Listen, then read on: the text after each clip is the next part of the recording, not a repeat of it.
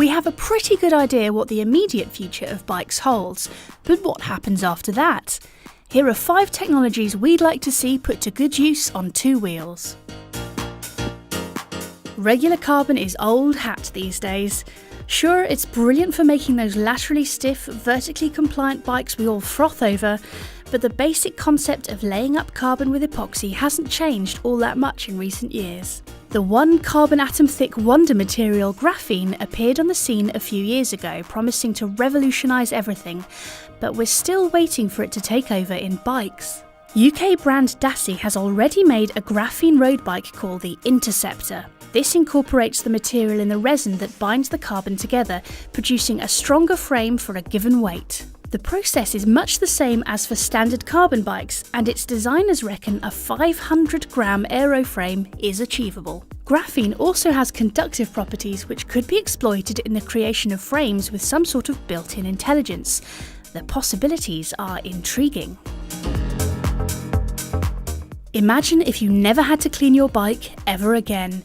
How amazing would that be? Various non-stick and water-repellent coatings have been around for years, so why couldn't we have them on our bikes? Back in 2014, Nissan treated a car with something called Ultra Everdry, and it seemed like mud just wouldn't stick to it. The problem with such coatings is that they need regular application to work, so they're not really a labour saving. A permanent non-stick finish for bikes would be a godsend for winter riding, and what a difference it would make in cyclocross.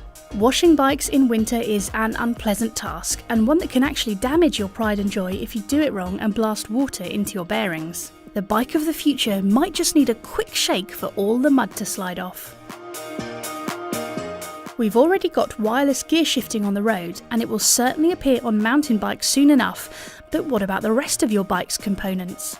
Brakes, droppers and suspension could all be controlled wirelessly, making for cleaner, more user-friendly designs. Magura has already made an electronic dropper called the Viron, although a hefty price tag and lack of user-friendliness mean it's not been terribly popular. Imagine if you never had to route another cable through a frame, and if swapping your dropper post between bikes were as simple as undoing a single bolt and yanking it out. More wireless kit would mean keeping extra batteries charged, but if it simplifies frame design, drops weight and makes maintenance easier, then we reckon the trade-off might well be worth it. Convincing riders to use wireless brakes might be a little tricky, however. Modern mountain bike suspension is pretty incredible, combining lightweight with truly impressive performance. At the moment, on-the-fly adjustments tend to be limited to climbing lockouts and the like, but what if you could precisely adjust damping as you rode? Fox's never quite available live valve promises to offer something along these lines, but what we'd really like to see is a true magnetorheological damping setup as found on certain supercars like the Audi R8.